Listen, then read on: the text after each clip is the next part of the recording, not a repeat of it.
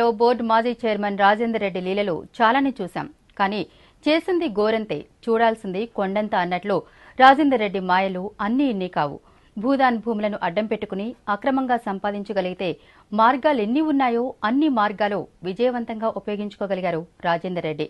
ఆయన చేసిన మాయల్లో పెద్ద మాయ, లీలల్లో పెద్ద లీల వినోబా నగర్ డెవలప్మెంట్ సొసైటీ.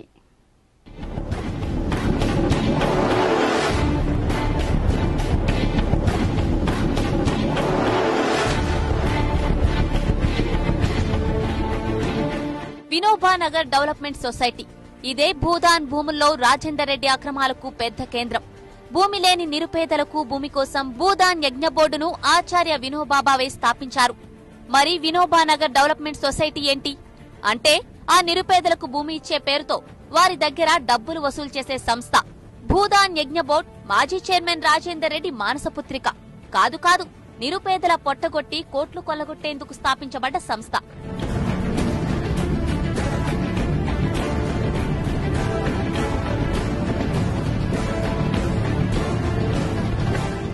అసలు భూదాన్ యజ్ఞ బోర్డుకు వినోబా నగర్ డెవలప్మెంట్ సొసైటీకి సంబంధమేంటి అంటే, భూదాన్ యజ్ఞ బోర్డు భూమి కావాలంటే మాత్రం మీరు ఖచ్చితంగా వినోబా నగర్ డెవలప్మెంట్ సొసైటీకి డబ్బులు కట్టాల్సి ఉంటుంది.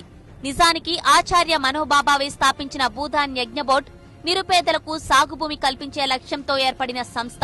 బోర్డు నియమ నిబంధనల ప్రకారం భూమి పొందాలి అంటే ఒక్క పైసా కట్టాల్సిన అవసరం లేదు. అయితే అప్పటి భూదాన్ బోర్డు చైర్మన్ కు ఏదో విధంగా దగ్గరైన రాజేందర్ రెడ్డి భూదాన్ భూముల నుంచి డబ్బులు ఎలా పిండాలో అప్పట్లోనే తెలుసుకున్నాడు. ఆ ఆలోచన నుంచి పుట్టిందే వినోబా నగర్ డెవలప్మెంట్ సొసైటీ. యజ్ఞ బోర్డు పేరు మీద డబ్బులు వసూలు చేసే అవకాశం ఎలాగూ లేదు కాబట్టి ఈ వినోబా నగర్ డెవలప్మెంట్ సొసైటీని ప్రారంభించాడు.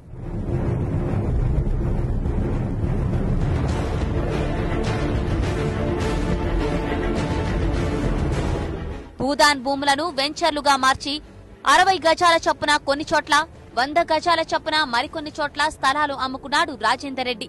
ఇలా అమ్ముకోవడం కోసం కొందరు ఏజెంట్లను తయారు చేసుకున్నాడు. వారికి టార్గెట్లు ఫిక్స్ చేశాడు. భూదాన్ భూములు ఇప్పిస్తామంటూ 30,000, 40,000, 70,000, ₹1,00,000 ఇంకొన్ని చోట్ల ఇంకా ఎక్కువ చొప్పున వసూలు చేశారు రాజేందర్ రెడ్డి.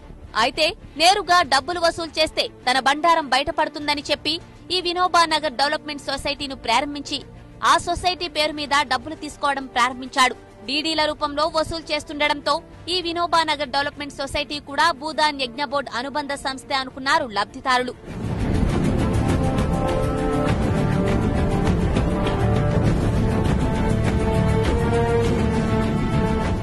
ఇలా ఒక్కచోట 100 ఎకరాలు ఉన్న భూదాన్ భూముల పేరిట డబ్బులు వసూలు చేశాడు రాజేందర్ రెడ్డి. ఉదాహరణకు హైదరాబాద్ హయత్ నగర్ మండలం కుంట్లూరు పరిధిలోని పాపాయిగూడలోనే 120 ఎకరాల స్థలం ఉంది. ఈ భూమిని పంచేందుకు ఒక్కొక్కరి వద్ద 40,000 నుంచి ₹1,00,000 వరకు 3,000 మంది వద్ద డిమాండ్ డ్రాఫ్ట్ల రూపంలో డబ్బులు తీసుకున్నాడు.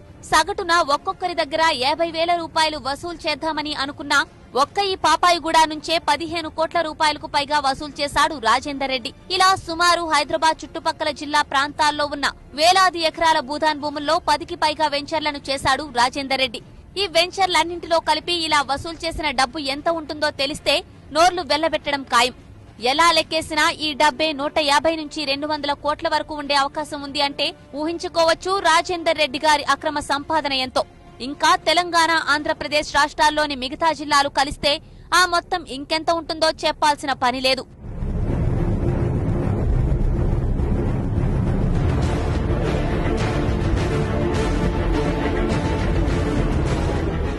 కొసమెరుపు ఏంటంటే, వినోబా నగర్ డెవలప్మెంట్ సొసైటీ ఒక్కటే అయితే సరిపోదు అనుకున్నాడో ఏమో కానీ అదే పేరును ఒకే ఒక్క అక్షరం మార్చి వినోదా నగర్ డెవలప్మెంట్ సొసైటీ పేరుతో మరో సొసైటీని కూడా రిజిస్టర్ చేశాడు రాజేందర్ రెడ్డి. ఈ రెండు సొసైటీల వెబ్సైట్లు ఒకేలా ఉంటాయి. చాలా స్పష్టంగా చూస్తే తప్ప అర్థం కాదు వేర్వేరని. ఈ రెండు సొసైటీల వెబ్సైట్లలోనూ chairman profile same to same.